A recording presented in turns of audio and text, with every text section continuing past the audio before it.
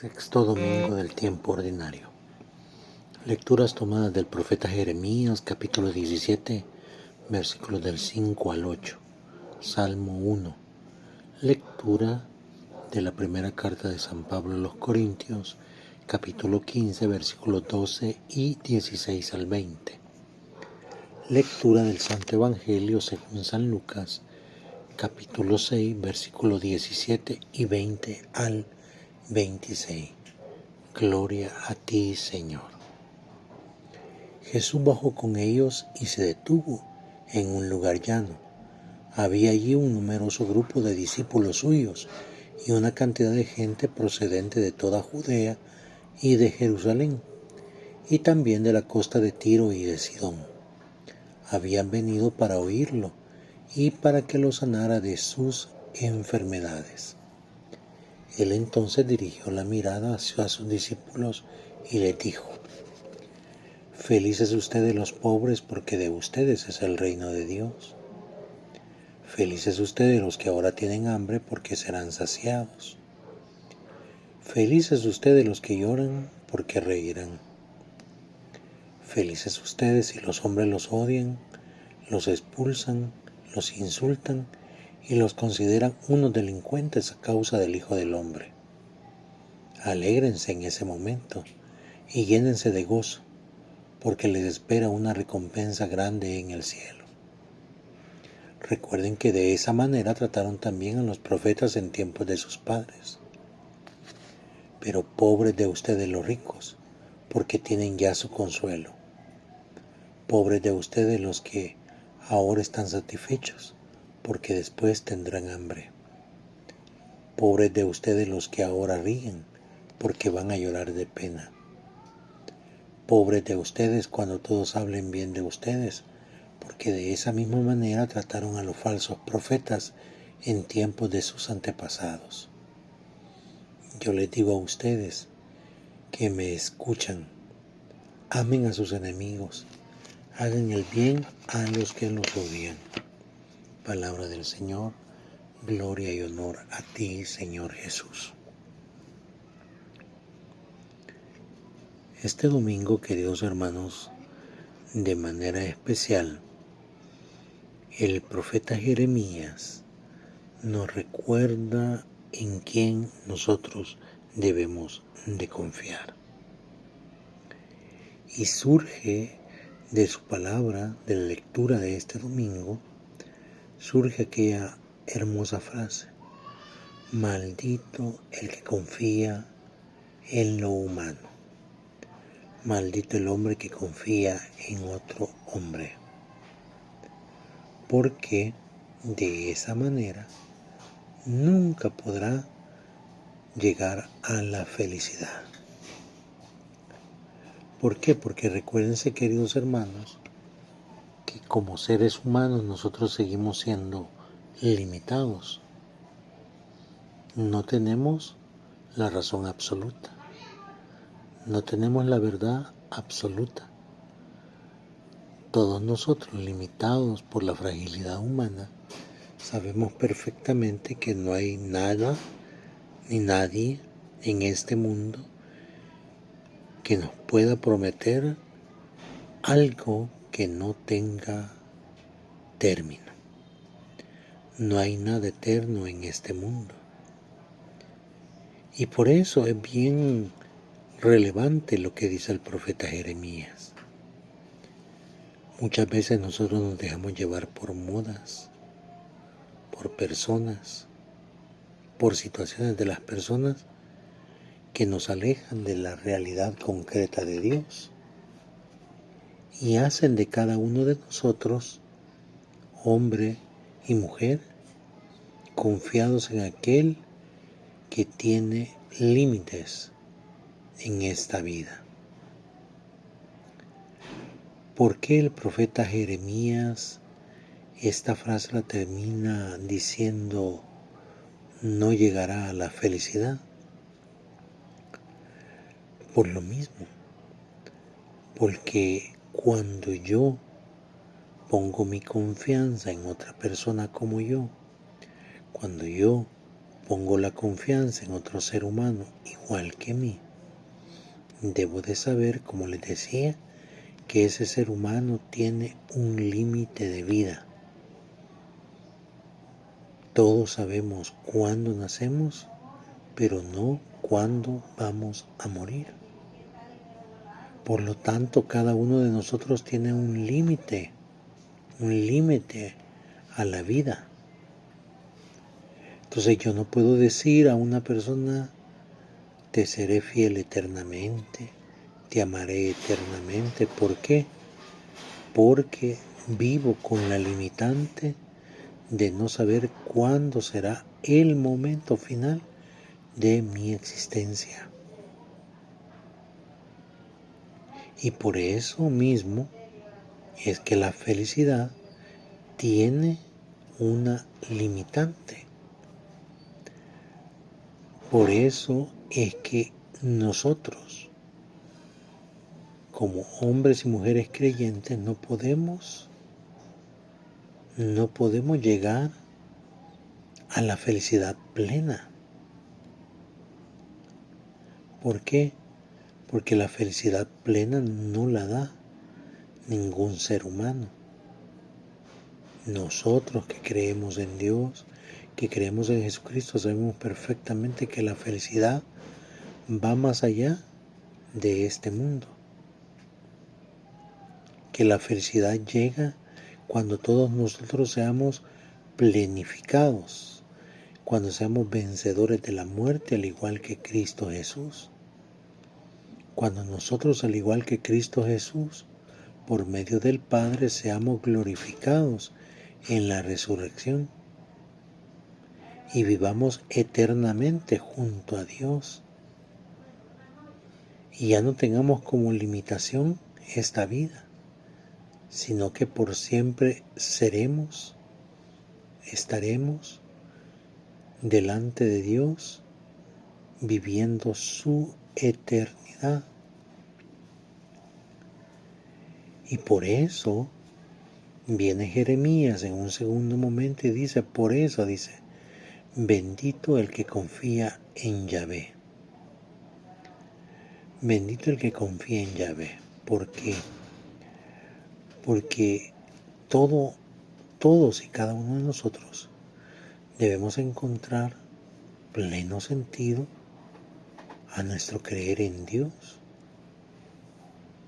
a nuestro creer en ese Dios de bondad, de misericordia, de gracia, ese Dios que nos ha creado, ese Dios que ha hecho obras grandes y maravillosas en cada uno de nosotros. Y por eso Jeremías no le pone límite a la felicidad que vive todo aquel que confía en Dios. Porque todo el que confía en Dios sabe perfectamente que aunque este mundo se termine, que aunque este mundo se acabe, más allá de este mundo existe una vida en Dios. Una vida en Dios que nos hace ser plenamente felices. Y por eso Jeremías utiliza una imagen muy hermosa. Dice, el que confía en Yahvé es como un árbol plantado a la orilla del río. Como ustedes saben, todo árbol que está plantado a la orilla del río no le hace falta el agua. Sus raíces se ensanchan, sus ramas permanecen fuertes, sus hojas abundantemente fuertes y verdes. Y en el momento de la cosecha, el árbol que tiene agua suficiente da buenas y excelentes cosechas. Nosotros que confiamos en Dios y que estamos unidos a Cristo Jesús, somos como ese árbol plantado a la orilla del río,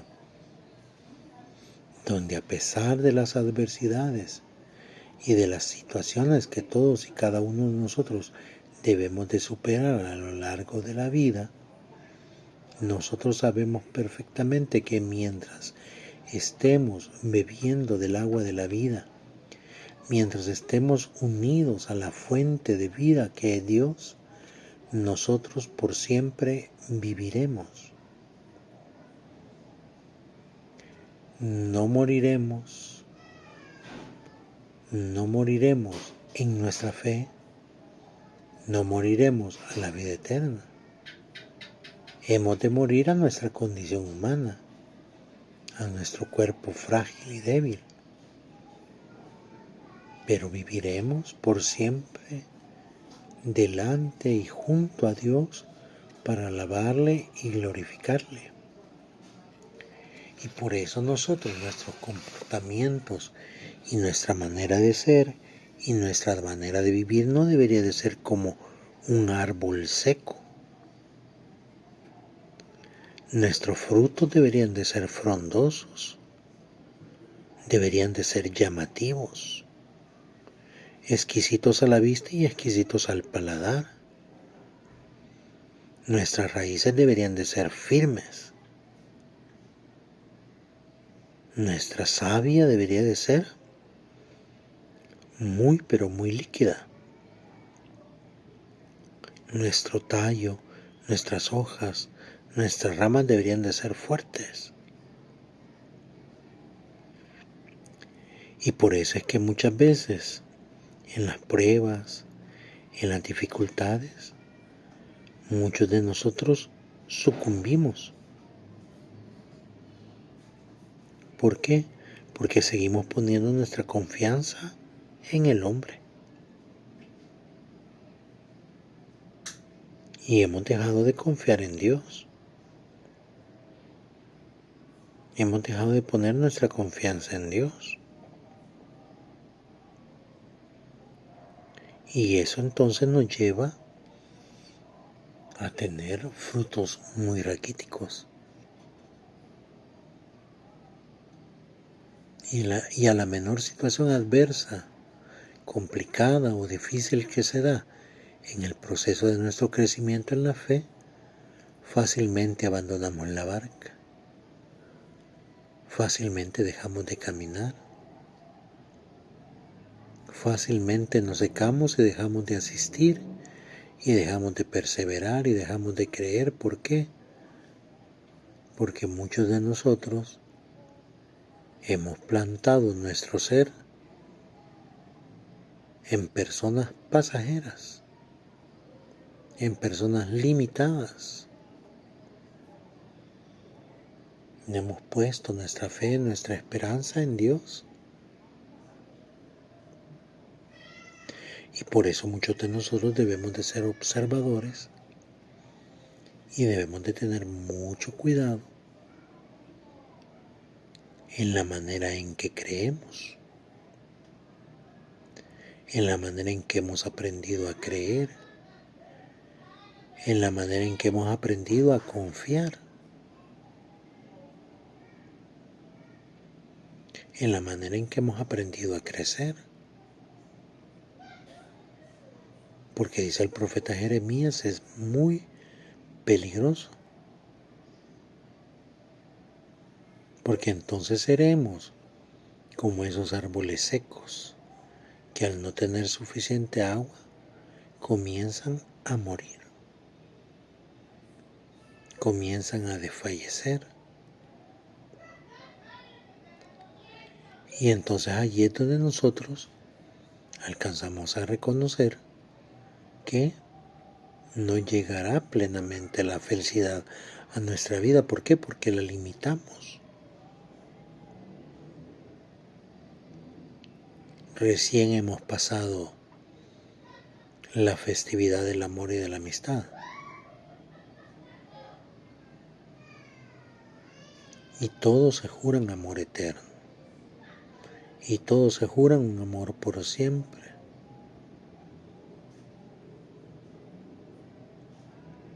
Olvidando nuevamente, como ya les decía al principio, olvidando que el amor humano es un amor limitado.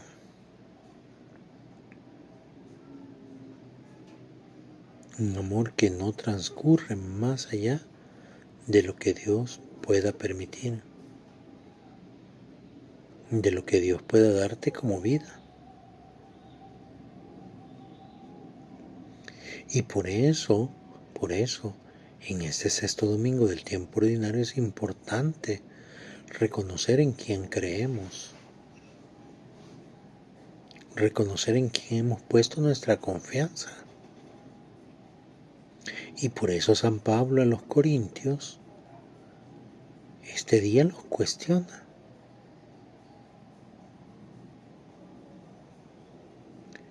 Cuestiona a la comunidad de Corinto como nos cuestiona a todos nosotros. Dice Pablo, les hemos proclamado o proclamamos un Cristo resucitado de entre los muertos. Pero hay algunos de entre ustedes, dice Pablo, que dicen que no hay resurrección.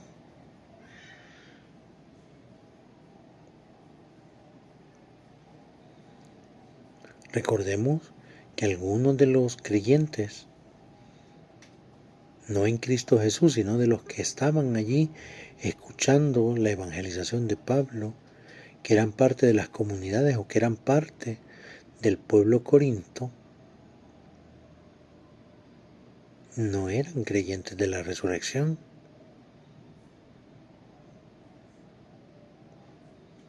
Creían que una vez una persona muerta no podía resucitar.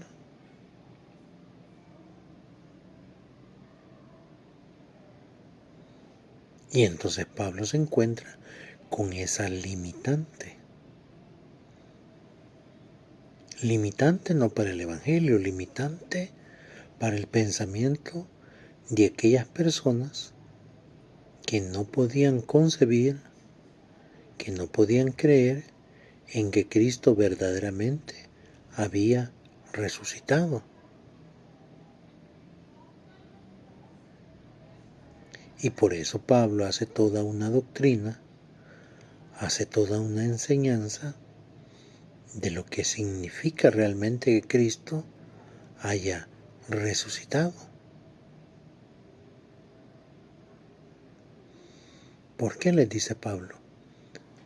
Vaya, creámosles a ustedes de que realmente los muertos no resucitan. Pero si los muertos no resucitan, entonces Cristo tampoco hubiera resucitado.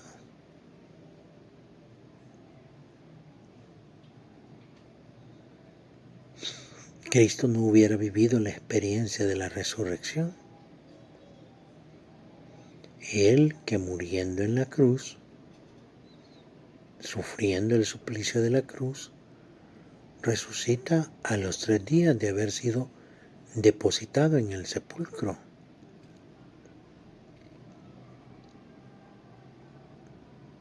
Y cuando planteamos este tema de la resurrección, no solo hay que ver la resurrección como glorificación, sino también hay que ver la resurrección de conversión y de transformación que cada uno de nosotros tiene. Porque la conversión, porque la transformación, el compromiso, la entrega, el vivir nuestra fe,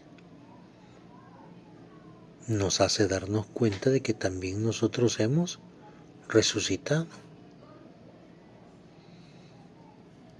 Porque también nosotros, sin haber muerto físicamente, habíamos muerto a nuestras esperanzas, a nuestros sueños, a nuestros ideales, a nuestros deseos de transformación y conversión. Muchos de nosotros, antes de encontrarnos con el Señor Jesús, éramos como muertes vivientes.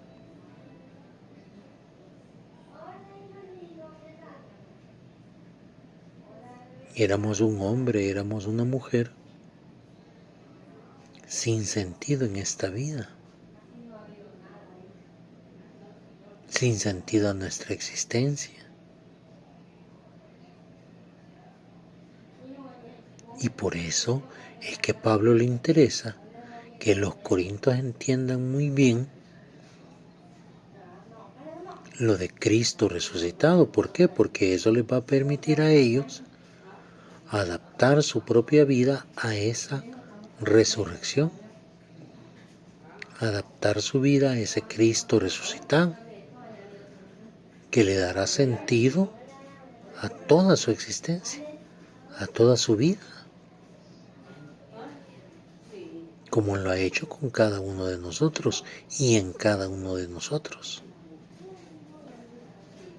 Porque después de estar muertos en vida, después de pasar duros momentos, difíciles situaciones, hoy todos nosotros vivimos la alegría y la esperanza de saber que tenemos un cuerpo limitado en esta vida, pero tenemos un espíritu que proviene de Dios, que nos hace ser ciertos en que la muerte no es una limitante, sino simple y sencillamente es el paso para poder experimentar primero la muerte en Cristo Jesús y segundo, para experimentar la glorificación que Cristo Jesús recibe del Padre. Una gloria que se manifiesta en la resurrección.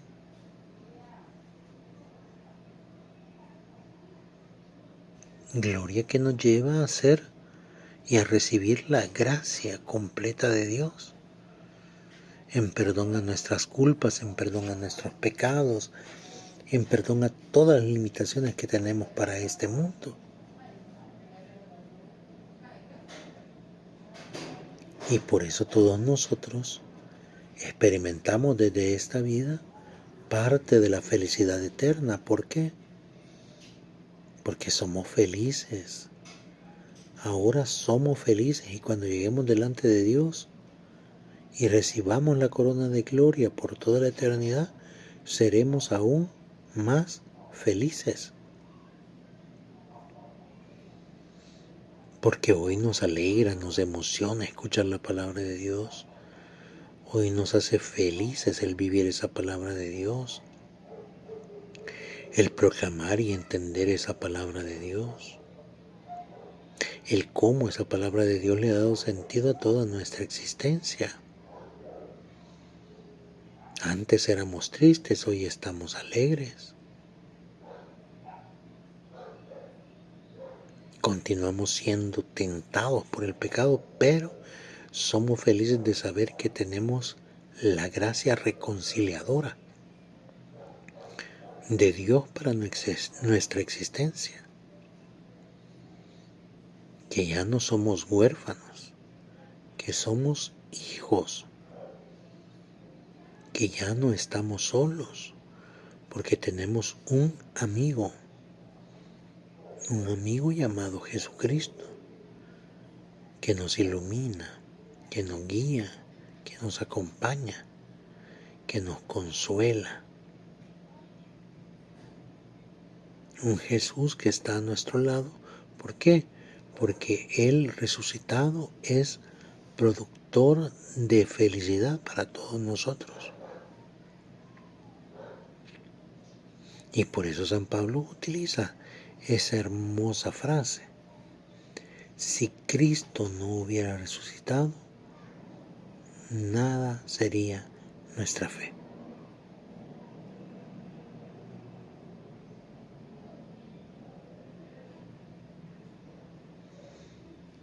De nada serviría nuestra fe si Cristo no hubiera resucitado. Y por eso nosotros creemos fervientemente, como les decía, que la resurrección de Cristo Jesús trajo gracia en nosotros.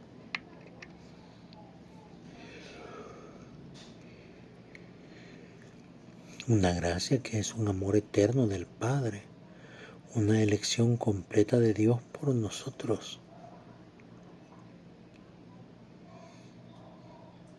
Y por eso nuestra fe se ve engrandecida. Y por eso nuestra fe se ve fortalecida. Porque Cristo verdaderamente resucitó. La tumba estaba vacía, porque Cristo vivió, vive y vivirá por siempre. Esa resurrección, como les digo, que todos nosotros ya experimentamos en esta vida, pero que la veremos total y plenamente cuando tengamos que partir de este mundo y encontrarnos con Dios, cuando sea leído el libro de nuestra vida, donde Dios nos va a cuestionar. No nos va a cuestionar lo bueno y lo malo que hicimos, nos va a cuestionar que por qué pudiendo ser buenos no lo fuimos, que por qué pudiendo ser generosos y bondadosos nos cerramos en el egoísmo, nos encerramos en odios injustos y sin sentido, el por qué nos encerramos en rencores, en soledades, en tristezas que no son parte de todos aquellos que creemos en un Cristo vivo y resucitado.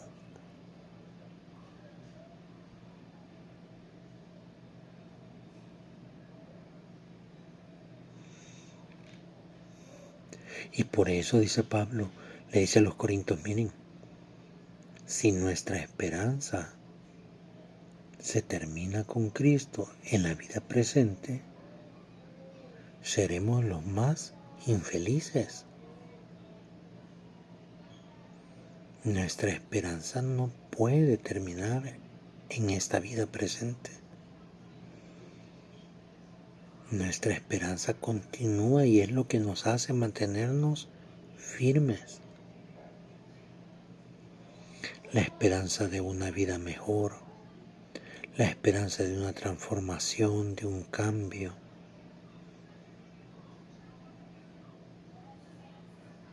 La esperanza que nos abre a creer plenamente en el Señor.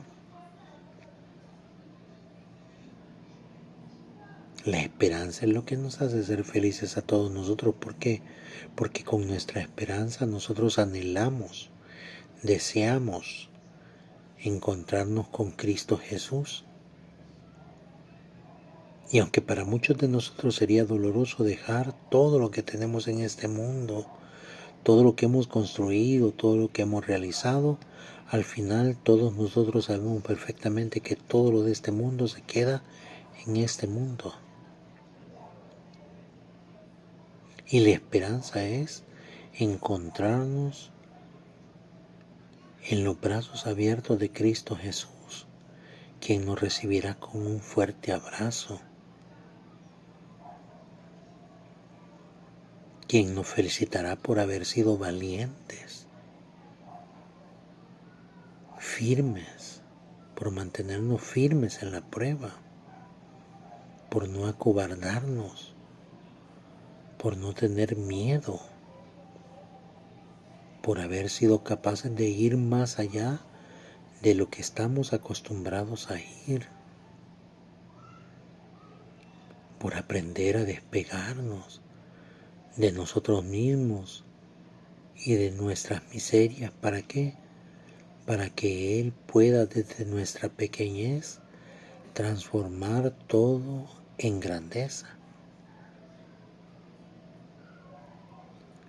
para hacer en nosotros y a través de nosotros su obra de gracia con nuestros hermanos, especialmente con aquellos por los cuales oramos, por los cuales elevamos una oración a Dios, una petición a Dios, para que les vaya bien en la vida. Nuestra esperanza sigue siendo en ese Cristo resucitado, porque cuando Él viene a nuestra vida, viene a nuestra existencia, no hay nada, absolutamente nada, que nos haga falta. todo lo tenemos en Cristo Jesús. Y todo sobreabunda en Él y con Él. Solo basta tener fe y esperanza. Y hacer que esa fe y esa esperanza se convierta en obras reales, en obras palpables, en obras de bondad y de caridad que nos hagan identificar que verdaderamente Cristo Jesús está junto a nosotros y que nos ama y que nos quiere.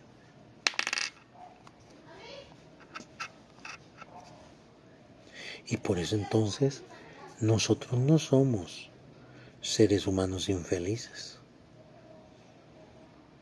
Nosotros somos seres humanos alegres, felices. Basta de andar con caras largas, con caras de enojo. Muchas veces llegamos al templo con cara de enojados, con cara de frustración. Nadie sonríe. Nadie es feliz pareciera.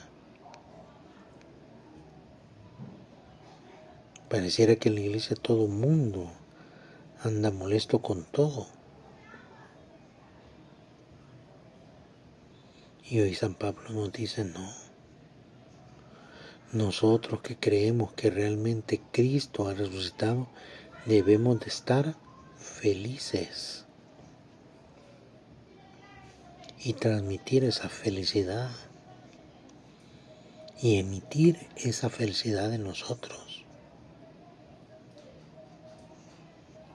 Hacer experimentar esa felicidad en nuestros hermanos. Y por eso el Evangelio de Lucas viene y complementa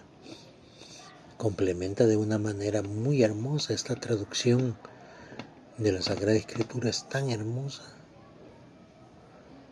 porque normalmente las traducciones dicen bienaventurados, y esta traducción dice felices. Fíjense, viene bajando Jesús de la región de Judea, de Jerusalén, viene de la costa de Tiro y de Sidón. Viene bajando mucha gente.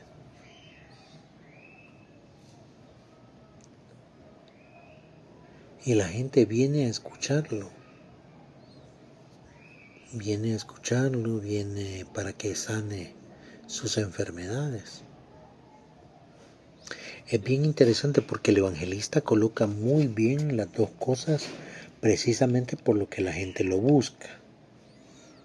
La gente lo busca a Jesús para escucharlo y para sanar sus enfermedades.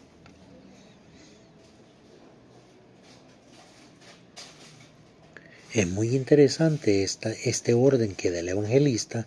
¿Por qué? Porque cuando yo me veo sano, ya no escucho al Señor. Ya no lo escucho.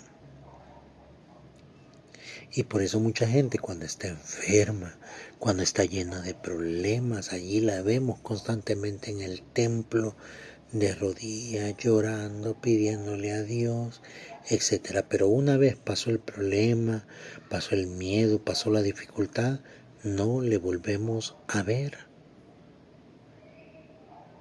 ¿Por qué?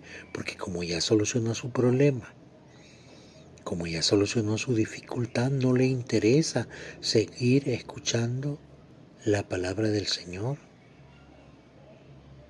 Y por eso el evangelista es bien táctico y es bien preciso en decir que lo primero que la gente buscaba era escucharlo, era oírlo. Claro, la gente que lo escuchaba al oír palabras de esperanza, palabras de vida, palabras que eran como un afluente de agua viva, La gente se convencía, la gente se alegraba, la gente se llenaba de gozo y de admiración, dice el Evangelio. La gente se llenaba completamente en todo su ser y entonces venía el momento de ser sanados de sus enfermedades. Nadie sana, nadie logra milagros si no primero aprende a ser feliz con lo que tiene. Nadie sana eternamente o verdaderamente si no es capaz de ser y estar alegre en Dios por lo que le está ocurriendo. Pues sí, pero ¿cómo voy a estar alegre, voy a estar feliz si tengo un cáncer terminal, si tengo esta enfermedad, si tengo esta dificultad? Pues sí, pero debes de aprender a ser feliz, ¿sabes por qué? Porque Dios se ha acordado de ti. Porque en esa enfermedad, en ese problema, en esa dificultad es cuando Dios está más cerca de ti. Y por eso debes de sentirte alegre y dichoso. Porque sabes perfectamente que Dios no te va a abandonar. Porque sabes perfectamente que Dios te va a cuidar. Porque sabes perfectamente que Dios será tu aliento. Porque sabes perfectamente que Dios obrará un milagro en ti, sobre ti.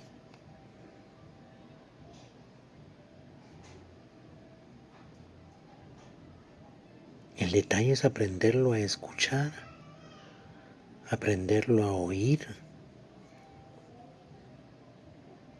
y aprender a oír al Señor es escuchar el propósito que Él tiene con tu enfermedad, con tu situación que estás viviendo, con tu problema que estás pasando. Hay un porqué en Dios, hay un para qué en Dios.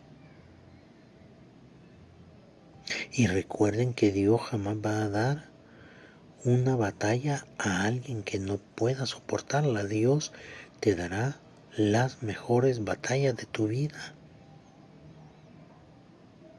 ¿Y por qué te va a dar las mejores batallas de tu vida? Porque cuando ya aprendes a escucharlo y a vivirlo y eres feliz y eres alegre de la cercanía que estás teniendo con Cristo Jesús en la cruz a través de esa enfermedad o a través de ese problema, te das cuenta que para Dios sigue siendo importante. Que para Dios tú sigues siendo un ser especial, una criatura especial. ¿Por qué? Porque Dios te mira con ojos de misericordia y de bondad. Porque Dios quiere que a través tuyo y de tu testimonio de vida y de tu testimonio de conversión y tu testimonio de sanación y tu testimonio de tu ser y de tu entrega y de tu encuentro con el Señor, muchos más se beneficien de lo que el Señor ha hecho en ti y se den cuenta de que cuando confiamos en Dios, de que cuando ponemos toda nuestra esperanza en Dios, las cosas pueden cambiar como cambiaron en ti, como cambiarán en ti, como se transformaron en tu vida y en todo lo que tenías y cómo se va a transformar en lo que tienes actualmente. Dios se va a manifestar total y completamente cuando tú seas feliz. Dios nos ha creado para eso. Dios nos ha creado para que seamos felices. Dios no te ha creado para el dolor. Dios no te ha creado para el sufrimiento. Dios no te ha creado para que pases momentos tortuosos. Dios no te pone a prueba. Dios lo que quiere es que veas y seas feliz y estés alegre, aunque cueste estar alegre en medio de las situaciones complicadas y difíciles que nos tocan vivir. Pero Dios eso quiere, verte con una sonrisa. Dios quiere verte lleno de vida, no que te estés dejando morir, no que te estés dejando vencer. Dios lo que quiere es que tú realmente le muestres a Él que eres valiente, fuerte y capaz de salir adelante. Y por eso cada uno de los puntos que hemos escuchado de este evangelio son ¿qué? Lo que Dios realmente quiere ver de nosotros. Y por eso comienza diciendo, felices ustedes los pobres.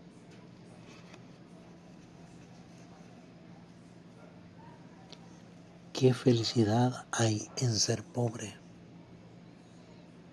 Y aquí no hablamos de la pobreza económica, porque todos hemos sido invitados por Dios a recibir prosperidad, a recibir situaciones económicas bastante buenas. Aquí el Señor directamente se dirige a los pobres de espíritu, a esos que en sus debilidades y en las pruebas doblan rodillas y levantan la mirada hacia la cruz,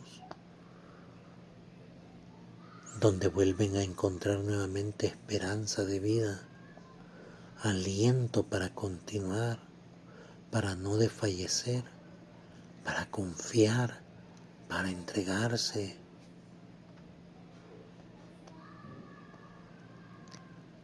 El pobre de espíritu sabe que está delante de un Dios tan grande que lo va a cuidar, que lo va a proteger.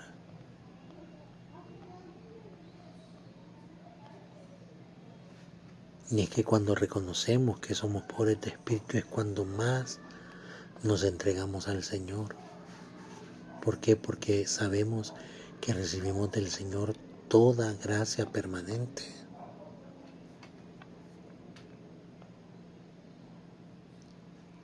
Felices ustedes los que ahora tienen hambre, porque serán saciados.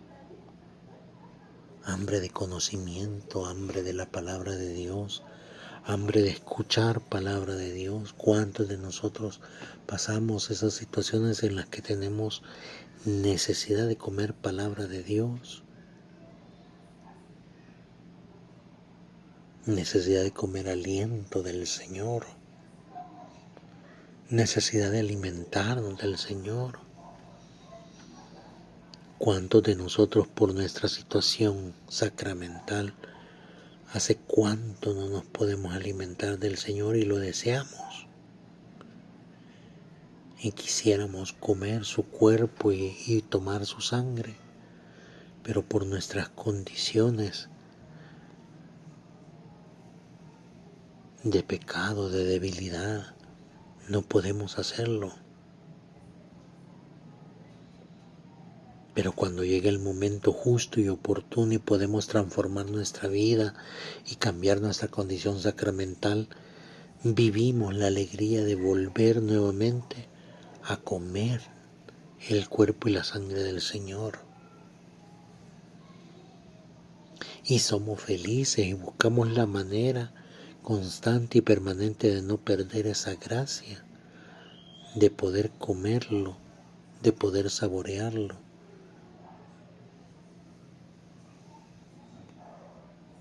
Felices ustedes los que lloran, porque reirán. Cuánta certeza hay en llorar.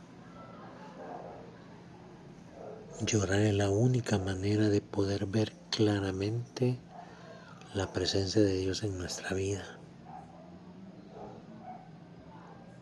Solo cuando lloramos somos capaces de botar la tela de oscuridad que cubre nuestros ojos para ver la misericordia de Dios que se manifiesta en nuestras vidas. Llorar limpia nuestras pupilas, limpia nuestros ojos. Después que lloramos podemos ver claramente muchas cosas, sin limitaciones, sin obstáculos. Felices ustedes los que lloran, porque reirán. ¿De qué reiremos? Reiremos de darnos cuenta que Dios nos da las dificultades, pero también Él nos da las soluciones. Que Él coloca las enfermedades, pero también coloca la salud, las medicinas propias para sanar de esa enfermedad.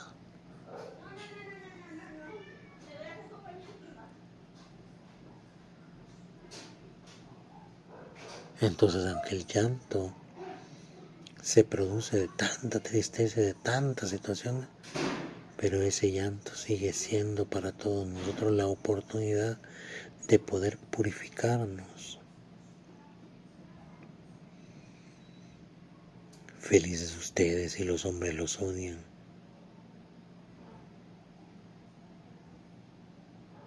Cuánta gente nos odia por predicar la palabra de Dios. Cuánta gente nos odia por nuestros comportamientos. Cuánta gente te odia por ser débil, por ser frágil.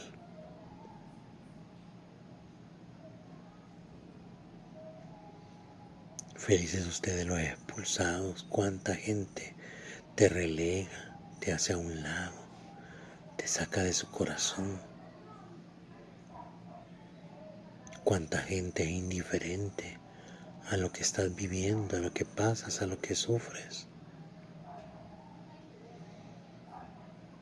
Felices ustedes los que los insultan. Cuántas veces has escuchado gente que te insulta, que te dice cosas feas, porque eres diferente, porque piensas diferente, o por el color de tu piel, por tu complexión física. Cuánta gente te insulta por eso.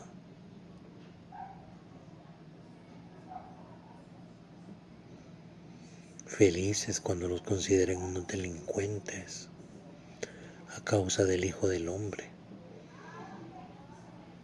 cuando los persigan, cuando los calumnien, cuando digan tantas cosas en contra suya, porque ustedes creen en el Hijo de Dios, porque ustedes tienen una fe fuerte y valiente y verdadera.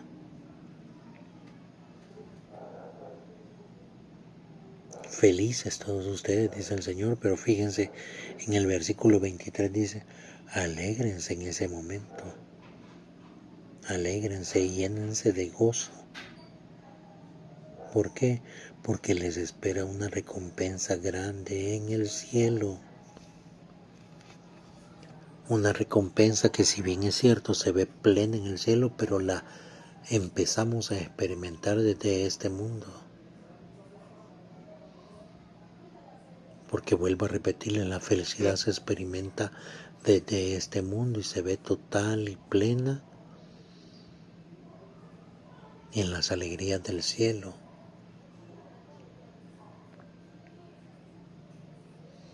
Recuerden, les dice el Señor, que de esta manera trataron también a los profetas en tiempos de nuestros antepasados.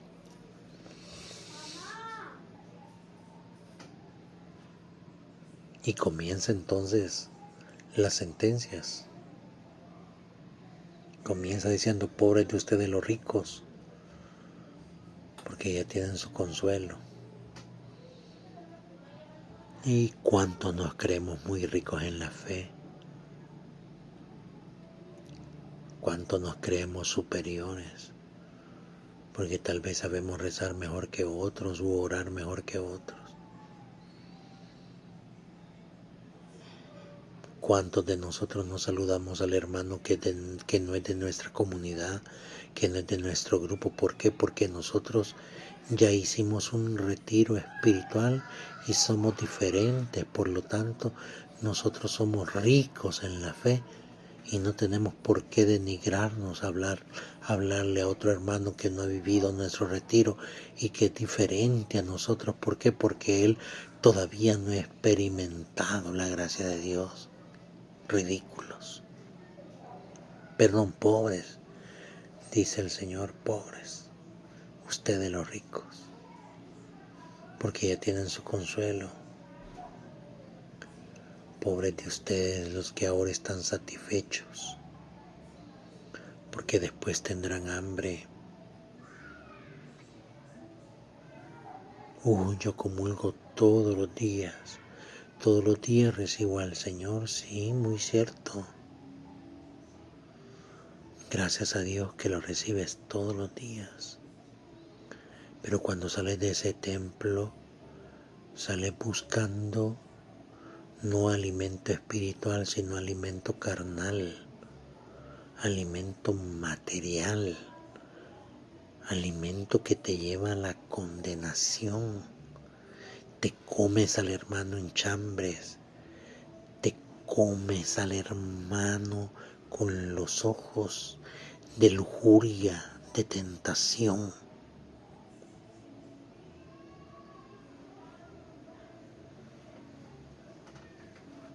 Te sacias supuestamente de manera espiritual, pero vas hambriento de pecado, hambriento de maldad, hambriento de odio, de resentimiento. Pobres de ustedes los que ahora ríen, porque van a llorar de pena. Pobres de ustedes los que se ríen de sus hermanos, que se ríen de sus esposas cuando son infieles, de sus esposos cuando son infieles. Pobres de ustedes los hijos que se ríen de sus padres, porque ya los ven todos mayores, sin fuerzas. Pobres de ustedes los que se ríen de otros hermanos que están en condiciones peores que ustedes. Pobres de ustedes los que ahora gozan, dice el Señor, porque llegará el momento en que van a llorar. ¿Por qué? ¿Por qué? Porque mientras pongas tu felicidad en este mundo y para las cosas de este mundo, esa felicidad tiene término, tiene límite. Pobres de ustedes cuando los alaben, cuando hablen bien de ustedes. Pobres de ustedes. Porque de igual manera hicieron con los profetas sus padres. Hablaban maravillas de ellos, pero planearon cómo asesinarlos. Planearon cómo matarlos. Cuánta gente te alaba con la boca, pero con el corazón te odia. Cuánta gente te trata bonito, pero por la espalda te clava la llaga, la daga. Cuánta gente hasta con tu nombre en diminutivo te trata. Pero cuando das la vuelta es capaz de hablar peste de ti. Pobres ustedes, cuando todos hablen bien de ustedes. ¿Por qué? Porque significa que hay mucha tela que cortar. Hay muchas cosas. No dejen que los alaben. No dejen que los exalten. Porque la gloria solo es del Señor. La alabanza es solo para el Señor. El único grande y por encima de todo, y al cual toda rodilla se dobla, solo es Cristo Jesús. Y termina este trozo del Evangelio diciendo Jesús: yo les digo a todos ustedes que me escuchan, amen a sus enemigos, hagan el bien a los que los odian. El que vive la felicidad, el que vive la alegría de Cristo resucitado no necesita odiar, no necesita guardar rencores, no necesita tener enemigos, no necesita odiar a nadie. ¿Por qué? Porque es feliz con su vida y con su vida en Cristo Jesús. El que ama verdaderamente ama también a su amigo, ama al que lo odia y ama a su propio enemigo. Y ora por él y pide por él y eleva sus plegarias por él para que el Señor tenga compasión y misericordia de todo aquel que te odia, que te trata mal, de todo aquel que es tu enemigo. Y por eso entre más personas contrarias a nosotros tenemos, es cuando más debemos de orar, para que el Señor se apiade y tenga misericordia de ellos, como lo tiene con cada uno de nosotros.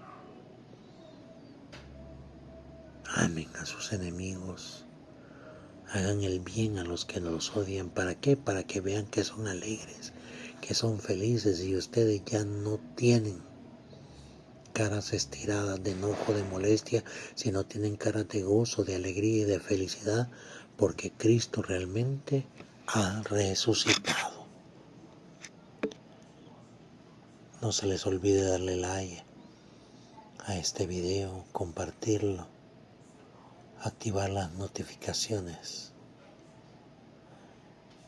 Alabado sea Jesucristo, por siempre sea alabado.